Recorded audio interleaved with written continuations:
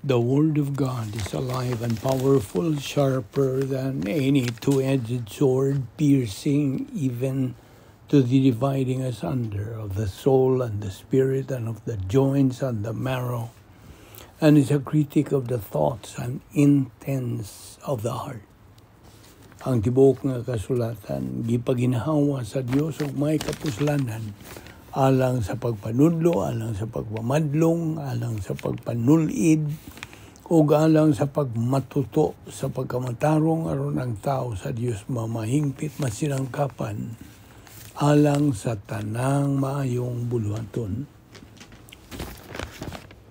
Ang kahulugan sa imong mga pagtulunan naghatag og kahayag ug naghatag og salabutan sa mga walay kahibalo.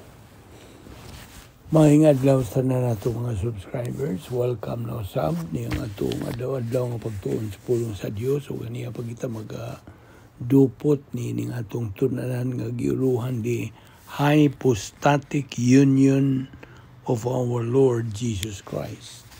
Okay, sa wailangan mangandam ta sa atong tagsa kakalagingon nga magtutuo atong gamiton karon ang prinsipyo sa 1:9 nga gitawag nato the rebound technique aron kita sugid sa tanan nato mga salang nabuhat ning adlaw ngadto gayud sa tubangan sa Dios nga Amahan. Aron kita mapunan sa Espiritu Santo ug mahibalik kita sa atong pakigamit or fellowship with God. And so we will be ready once again to take in the Word of God.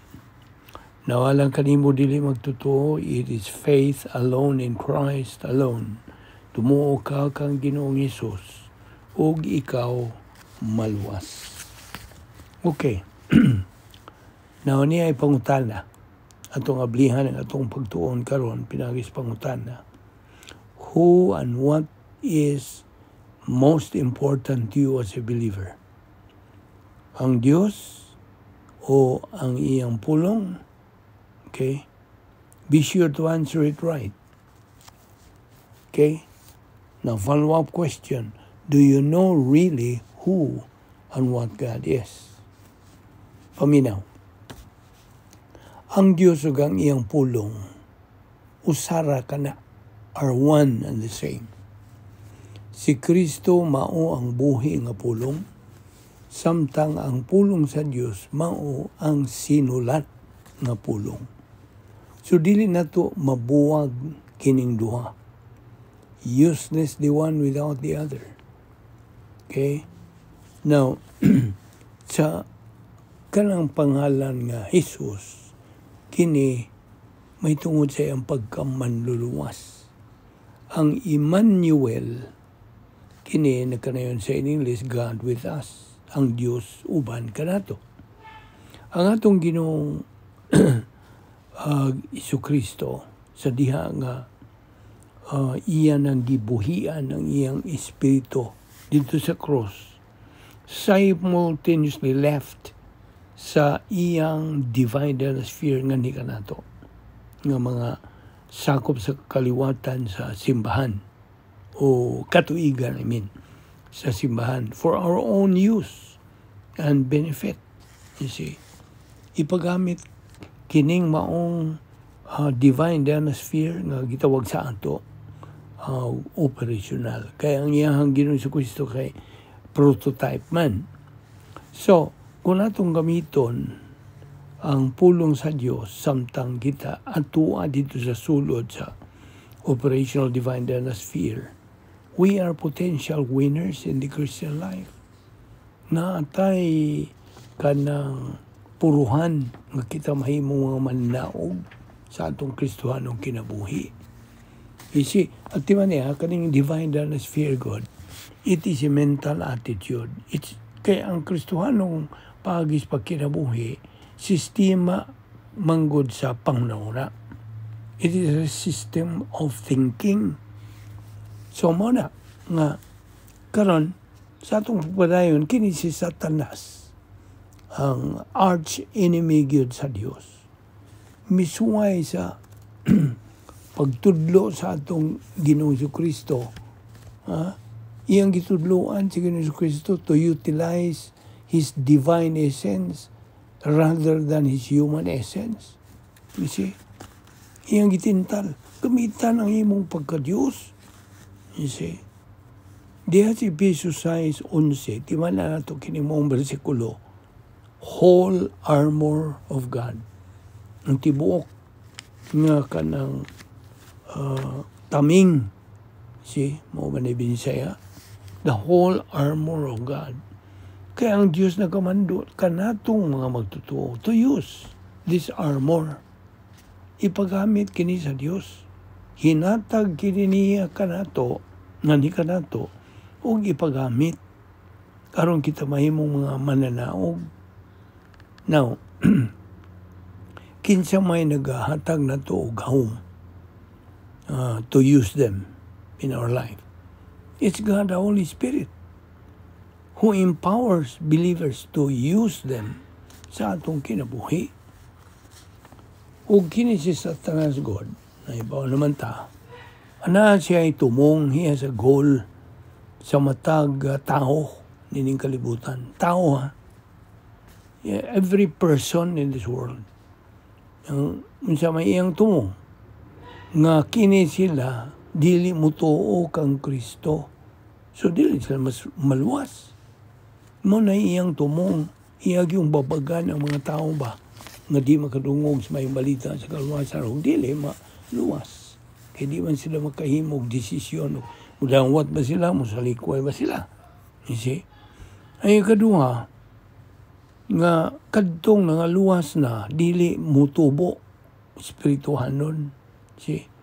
That those who are saved won't grow up spiritually. Iyagin ang babagan.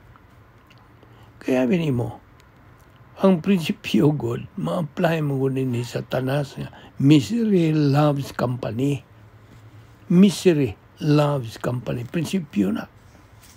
Kaya si Satanas, mo'y labing, miserabling, binuhat ako siya sa Diyos. Kini siya ang labing miserable na binuhat. So, buot siya nga, ang tanan po, mamiserable sa ama niya, na muna iyang tumong. Kinaamang ko'y angelic contract, gubat nga espirituhan nun. It's going on. You see? Kinumdumi nga ang pulisa sa Diyos, grasya. Samtang ang iyang Satanas, dautan. God's policy is grace, while Satan's is evil. Now, sa may mong sundon, pili. You have to use your volition. See? Ipagamit ka ng mong kabubuto ni mong hinatag sa Diyos. Sa may mong sundon. Ang grasya ba o ang dautan? Dautan iyang Satanas, ang grasya iya sa Diyos.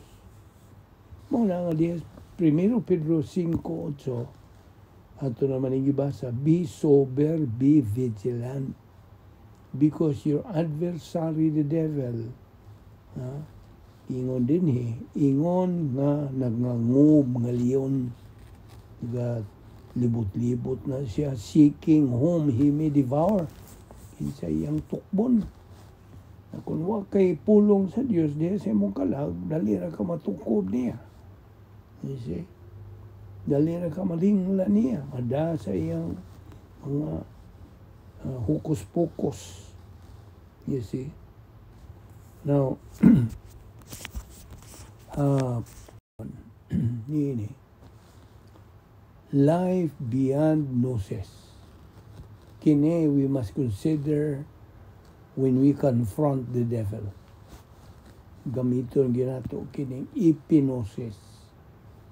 Kaya doon na magduha ka ang matang sa pagpakigasdang batok ni Satanas, defensive o offensive.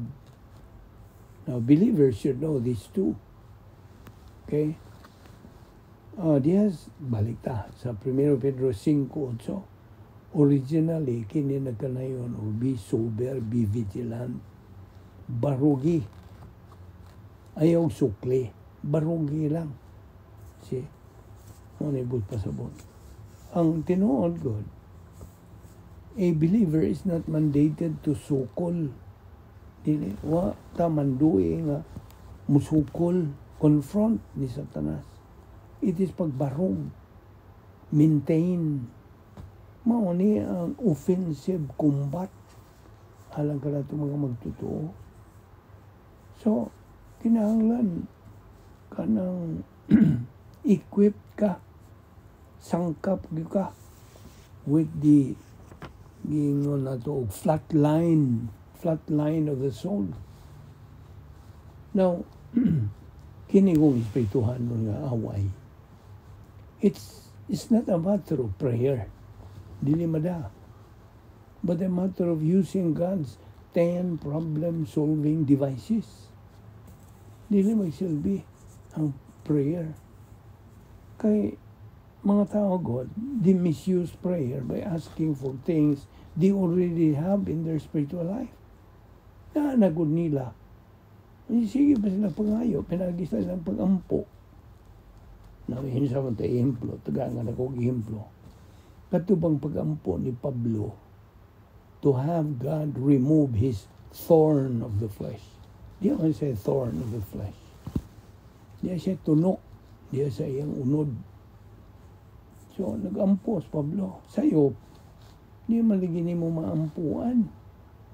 Inumdumi itong agenda of prayer, ha? CTIP, Confession, Thanksgiving, Intercession, Petition. Ano nga itong giyatagan, memory aid nga CTIP. C, Confession. T, Thanksgiving. I, Intercession. P, Petition. So, muna ang agenda of prayer. Now, sa may tubag doon sa Diyos, sa ampo ni Pablo. What was God's reply to Paul's prayer? Giingnan si Pablo, ang akong grasya, igo na alang kanimo. My grace is sufficient for thee. Kini kong grasyang gisgutan din mo ang bersikulo. Mo ni kita grace orientation. Ang grace orientation mo ba ni ikaupat nga kanang problem solving device. Kung imong tunan kini napulo ka mga paagis pasulbad o mga suliran. Gisangkap ni sa Diyos kanato mga magtotoo. You see? Na di ni magsilbi sa mga di magtotoo kay waman sila kanang kalibutan ni ini. Bisag magtuon sila ni ini apan dili nila magamit. You see? This is only for you, fellow believer. Now, og kini nga itong gipangisugutan, kining grace orientation, the fourth problem-solving device, this is actually the power. Muna ang gahom, the power of Bible doctrine. Gahom ni sa pulong sa Diyos. Atong hinumduman ka itong prinsipyo nga, human solution is no solution. Only divine solution is the real, right, genuine solution. Ayaw nagsaypa, ayaw nagkalimti. Nga dili solusyon ang tawanong solusyon dili. Di magsilbi. Nagkaroon may pakyas ang tao. Only God's solution is the real and right solution. O ato sang hinungduman ang doktrina nga nagtudlo ka lang itong mga magtotoo nga anyan itong unang paghaning Ginoong si Kristo. And when He lived with men, iyang gituman ang iyang misyon dinhi sa kalibutan.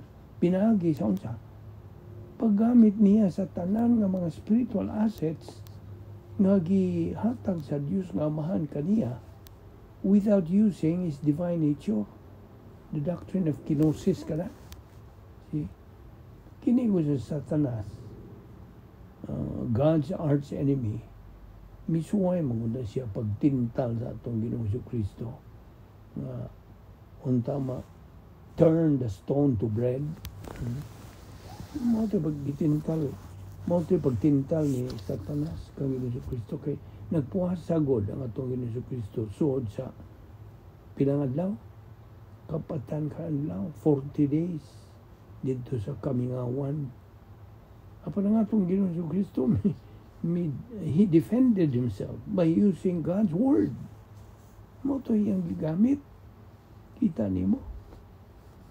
Sa kanang gamhanan yun sa pulo sa Diyos. Efesos 6:11, gamita ang whole armor of God. Kita kung mga magtotoo. We should use niining armor at all times. At all times. Tanang gayon. Unsaan? Muna. Operation SLBA. Study, learn, believe, apply the Word of God. Muna. Mao gina itong slogan o yung maxim ni nga itong ministry. Nanimo, mugamit ka ba niya na o di? Tuo ka ba niya na o di? Nakay kapilian. Nakay kabubuton, hinatag lang sa Diyos. Nimo.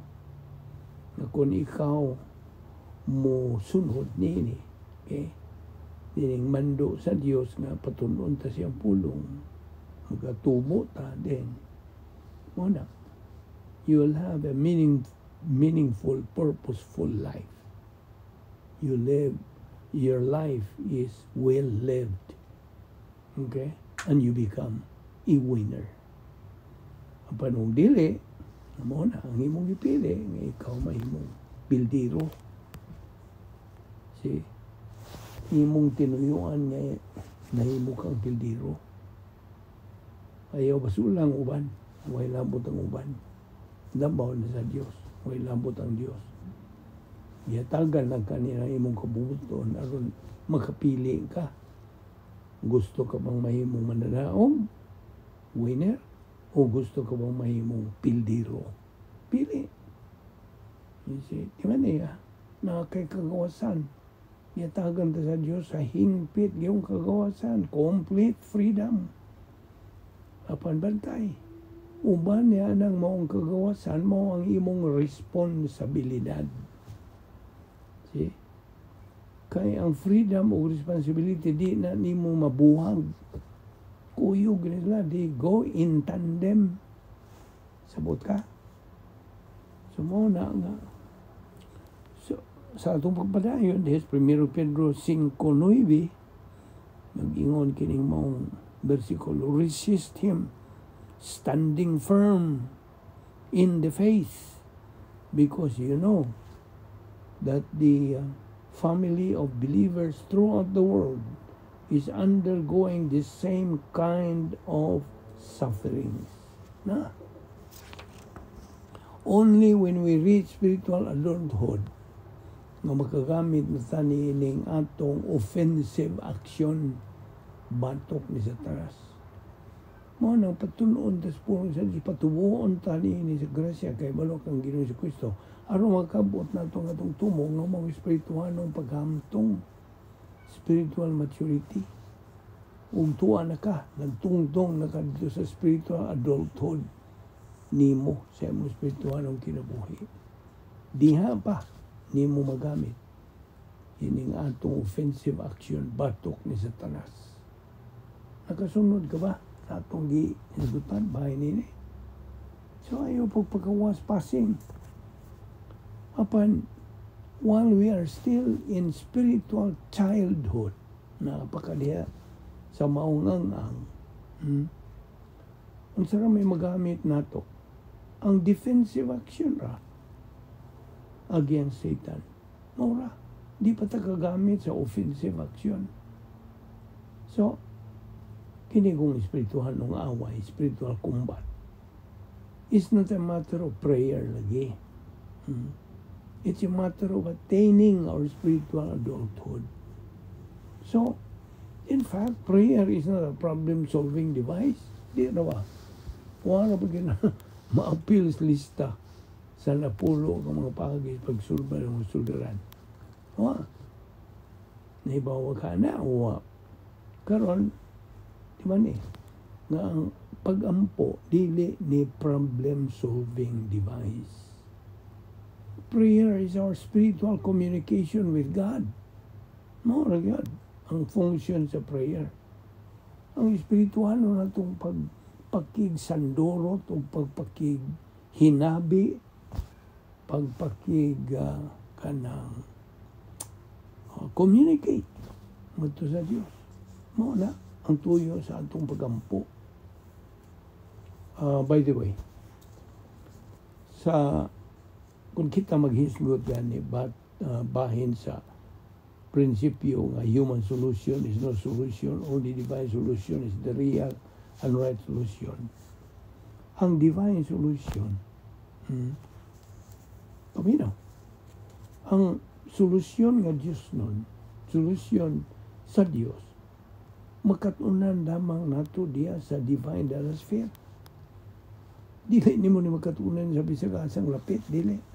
Anha nimo makatunan kini sud sa operational divine sphere nga mao ang puloy-anan nga permanente sa matag magtotoo. Every believer's residence, it is every believer's residence, function and momentum diha gani gitawag kining divine sphere of royal palace. Diha ra pug ka makakinabuhi nining dili kasagaran ng espirituhanong pagkinabuhi. Diara. That's a believer's offensive weapon. Nakasabot ka ba? That is very critical, oy. Kayon kagdiin na ito ni makuhang mga pagtulunan. Is pulong sa Diyos. Noon na ang resulta sa atong pagtuon. Mo nagihagit ka, nagpaminaw ka ron, kung mga pagkakasuway o tuon sa pulo sa Diyos, sama ni atong ginabuhan. Gidapit ka, giawhag ka, giagda ka. Na mo ni, grasya ni, sangkap sa Diyos. Suway po kag paminaw ni atong ministry, kini gituyo man ni sa Diyos nga muabot ni sa tanan ng mga magtotoo nga kung buod silang mahimong mananaog na mo ni inumdumi katong tulo ka spiritual skills: rebound, operation Z, o ang imong paghamit sa 10 problem solving devices. Okay? Now, ang espirituhanon nga kinabuhi God, nanginahanglan nagikini og offensive o defensive tactics aron sa pagigasdang sa atong mga espirituhanong kaaway. Just like in martial arts combat, you see, kinahanglan itong gamiton kini. Hinumduman yun na to, ang napulo ka magpagis pagsulba ng mga suliran, deployed on the flat line of the soul. Mao kini ang hinagiban sa magtotoo. Nakahinumdum ka pa ba sa 10 problem solving devices? Okay, atong lakbitan again as a review. Rebound, feeling of the Holy Spirit, faith rest drill, grace orientation, doctrinal orientation, personal love for God the Father, impersonal love for all mankind, inner happiness, personal sense of destiny, and occupation with Christ. Now, unsa man gining defensive weapons? Ibaw ka unsa ni? Paminaw. Kung naghimo ka diha o nagsuwat ka sa imong notes, sa imong notebook, sa imong iPad, mao ni ang defensive weapons natong mga magtotoo.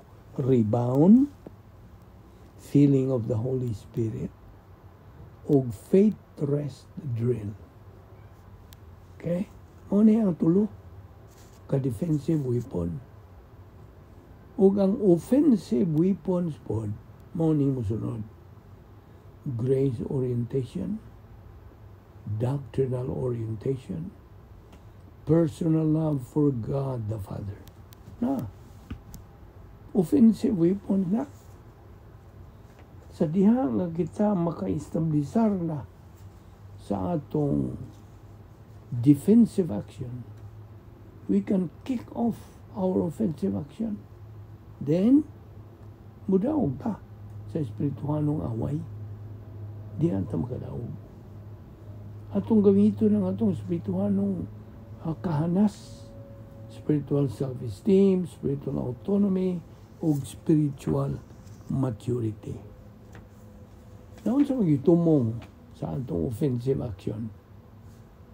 Ang tumong, the aim of our offensive action, aron nga kita makatuman sa protokol nga plano sa Dios atong kinabuhi. Mao na. Mao ni tuyo. Og ang offensive action sa mga Kristiyanon mao kini post-salvation epistemological rehabilitation. Mao na ang offensive action. Gawas pa nila outreach, evangelism, Christian functions, etc. Okay? Now, magpadayon tani ni ugma. So kanimo nga nagasunod ni atong adlaw-adlaw nga pagtuon sa Dios, gidapit ka, gidasig ka sa pagpadayon hangtod nga makatunan gyud ato silsil gyud ato kini mga butang nga may kalabutan sa atong espirituhanong pagkinabuhi. Ni ubos ni atong Vic Malbido Evangelistic Ministry. So, we will see you then tomorrow.